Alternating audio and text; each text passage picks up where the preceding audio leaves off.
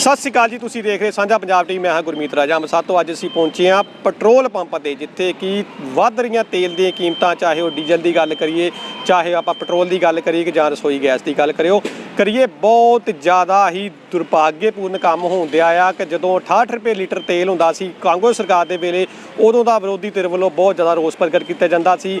खाली सिलेंडर रखे जाते सी, खाली गड्डियां उत्ते जिहड़ी गैस गड्डियां और रेहड़ियां उत्ते लद के रोस प्रगट किया जाता सी, धरने प्रदर्शन किए जाते सी। लेकिन बीजेपी सरकार आउण ते जिथे कि पूरी दुनिया के देश के जिहड़ा आ तकरीबन बहुत सारी स्टेटां दे बीजेपी सरकार हैगी और सेंटर में भी बीजेपी सरकार है। अज की रेट की गल करिए तो 105 रुपये 6 रुपये के करीब जिहड़ा पेट्रोल मिलता पिया आ। लेकिन ये सारी जेब जी खर्चा आ लोगों की जेबां च निकलता पिया आ। जिथे लोगों पहलों 500 रुपये का किसी का हफ्ते का तेल या 10 दिन का तेल लगता सी, अज जिहड़ा डबल लगना शुरू हो गया। जे मान लो मैं अपनी गल करा तो मेरा पहलों जिहड़ा 1000-1200 का तेल ना महीना मेरा फर्स्ट क्लास निकल जाता है, जिन्ना कि मैं काम करना होंदा सी।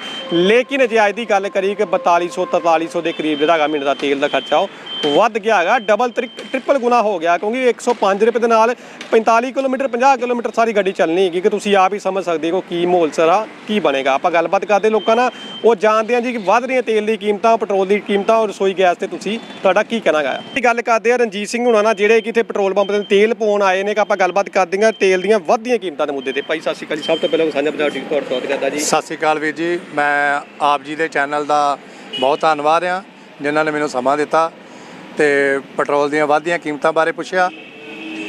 पेट्रोल दीयां वधदियां कीमतां बारे दस्सण दी कुछ लोड़ नहीं गी, पूरा हिंदुस्तान जानदा वा अज किस स्थिति तो साडा हिंदुस्तान गुजर रहा वा ते किहदे कारण गुजर रहा वा। ये भी कहण दी लोड़ नहीं, भाली भांति सारे पंजाब दे की पूरे हिंदुस्तान के लोग किसी भी स्टेट दे ने सारे भाली भांति जानते हैं भी अपना हिंदुस्तान किस स्थितियां चों निकल के किहो जे दौर चों गुजर रहा वा। असीं बेनती करते हैं मोदी साहब नूं भी ये जिन्नी भी तुहाडी कारगुजारी दे हेठ जो भी हिंदुस्तानियों नूं दिक्कतां दा सामना करना पै रहा वा, मोदी साहब ये हिंदुस्तानी तुहानूं असीसां नहीं दे रहे, अंदरों अंदर मन ही मन पता नहीं तुहानूं किन्नियां क बद असीसां दे रहे ने ਜਿਹੜੇ ਤੁਹਾਡੇ ਪੈਰਾਂ ਦੇ ਵਿੱਚ ਕੰਡੇ ਵਿਛਣੇ ਨੇ ਤੇ ਵਿਛਦੇ ਰਹਿਣਗੇ।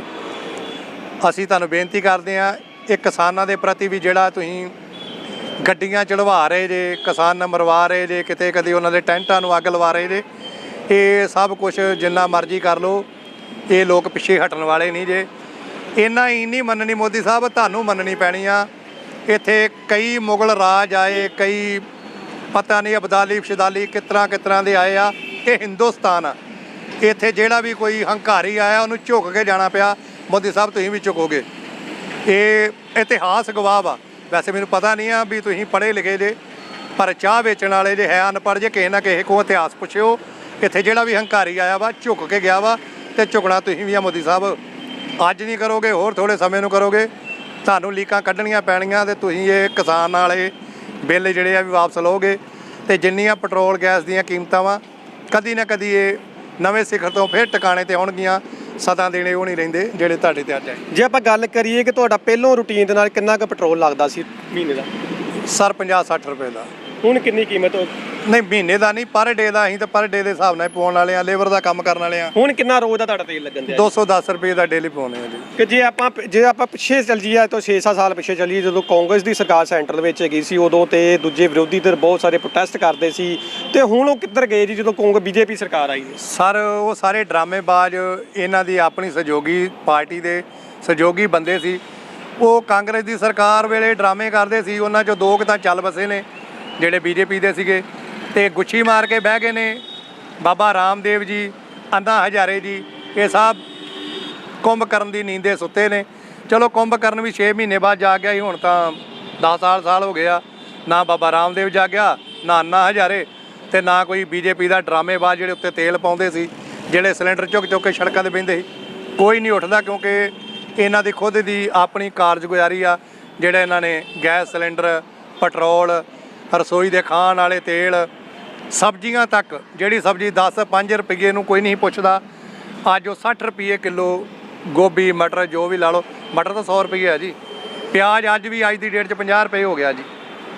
ਟਮਾਟਰ ਲਾ ਲਓ, ਉਹ ਵੀ 50 ਰੁਪਏ ਹੋ ਗਿਆ। ਹਰੀ ਮਿਰਚ 60-70 ਰੁਪਏ ਕਿਲੋ ਵਿਕਣ ਡਿਆ ਪਿਆ। ਇਹ ਸਭ ਕਾਰਗੁਜ਼ਾਰੀ ਆ ਜੀ ਮੋਦੀ ਸਾਹਿਬ ਦੀ, ਜਿਹੜੇ ਇੱਥੋਂ ਤੱਕ ਪਹੁੰਚ ਗਏ ਆ।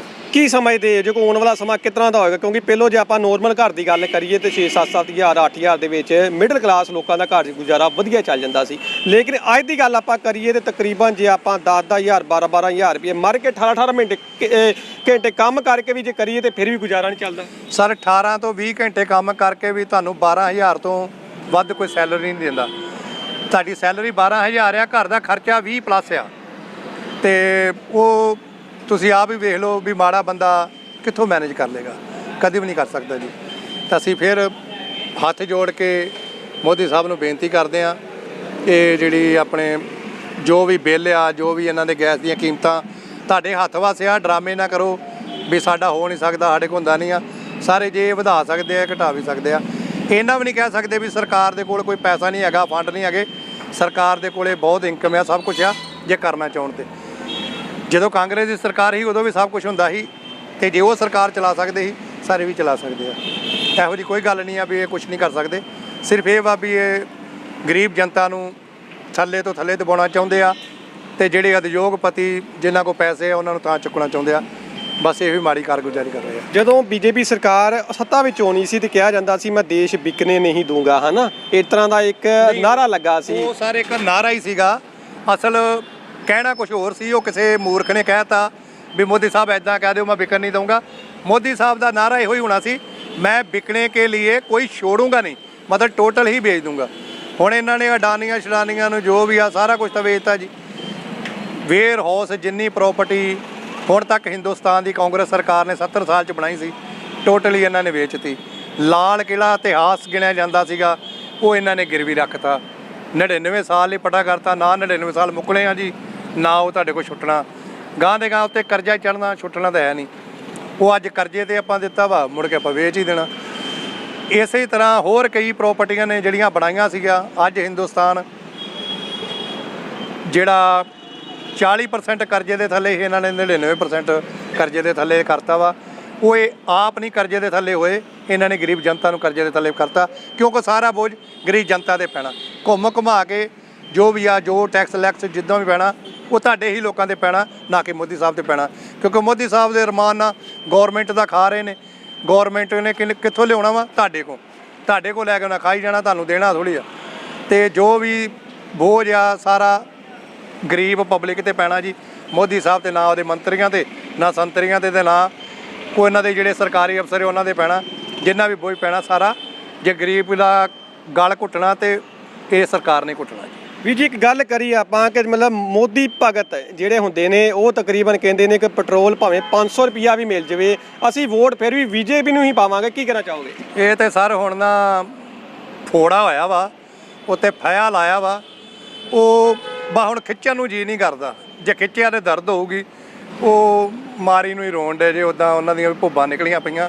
ਸਿਰਫ ਇਹ ਵਾ ਵੀ ਉਹ ਹੁਣ ਜਿਹੜਾ ਫੋੜਾ ਖਿੱਚਦੇ ਆ, ਉਹ ਫਇਆ ਖਿੱਚਦੇ ਆ ਤੇ ਫੋੜਾ ਨੰਗਾ ਹੋ ਜਾਣਾ, ਤੇ ਫਿਰ ਜਲੂਸ ਨਿਕਲਣਾ ਵੀ ਅਸੀਂ ਮੋਦੀ ਭਗਤ ਹਾਂ। ਇਹ ਕਰਕੇ ਥੋੜੀ ਚੁੱਪੀ ਵੱਟੀ ਆ। ਉਹ ਫੋੜੇ ਨੂੰ ਜਰਾ ਮਾੜਾ ਮਾੜਾ ਖੁਰਜ ਕੇ ਤੇ ਟਾਈਮ ਪਾਸ ਕਰ ਲੈਂਦੇ ਆ। ਪੈਟਰੋਲ ਦੀ ਕੀਮਤਾਂ ਵੱਧ ਗਈਆਂ ਨੇ, 106 ਰੁਪਏ ਪੈਟਰੋਲ ਅੱਜ ਪਹੁੰਚ ਚੁੱਕਿਆ ਹੈ। ਕਿਹੜੀਆਂ ਦਿੱਕਤਾਂ ਆਉਂਦੀਆਂ, ਕੀ ਪਰੇਸ਼ਾਨੀਆਂ ਸਾਹਮਣੇ? ਪੈਟਰੋਲ ਤਾਂ ਸਰਕਾਰ ਵੱਲੋਂ ਬਹੁਤ ਹੀ ਜ਼ਿਆਦਾ ਗਰੀਬ ਲੋਕਾਂ ਨੂੰ ਉਹਨਾਂ ਨੇ ਮਾਰਨ ਤੱਕ ਜਾ ਰਹੇ ਆ।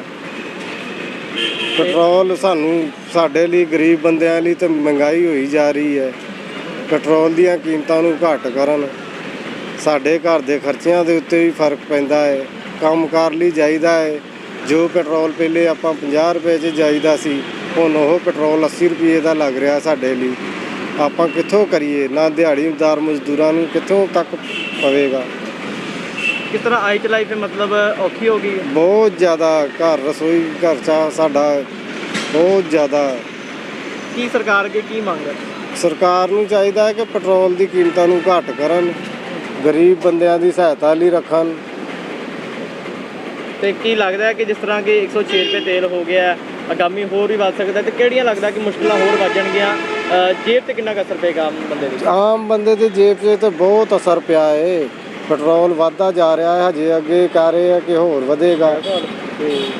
ਪਿਛਲੇ 1.5 ਸਾਲ ਜਿਹੜਾ ਕਰੋਨਾ ਮਹਾਮਾਰੀ ਚੱਲਦੀ ਤਕਰੀਬਨ ਹੋ ਗਿਆ ਸਾਨੂੰ 2 ਦਿਨ ਹੋਣਾ, ਲੋਕਡਾਊਨ ਵੀ ਲੱਗਾ ਰਿਹਾ ਆ। ਕੰਮ ਤੇ ਪਹਿਲਾਂ ਹੀ ਬੰਦ ਹੈਗੇ ਸੀ, ਲੇਕਿਨ ਹੁਣ ਫਿਰ ਪੈਟਰੋਲ ਦਾ ਰੇਟ ਵਧਣ ਦਾ ਹਾਂਜੀ। ਕੀ ਕਹਿਣਾ ਚਾਹੋਗੇ? ਪੈਟਰੋਲ ਤਾਂ ਜਿਸ ਤਰ੍ਹਾਂ ਬਹੁਤ ਹੀ ਜ਼ਿਆਦਾ ਪੈਟਰੋਲ ਦੀ ਮਾਰ ਪਈ ਹੈ। ਵਧਾਈ ਜਾ ਰਹੀ ਹੈ ਸਰਕਾਰ, ਗਰੀਬ ਬੰਦਿਆਂ ਨੂੰ ਮਾਰੀ ਜਾ ਰਹੀ ਹੈ।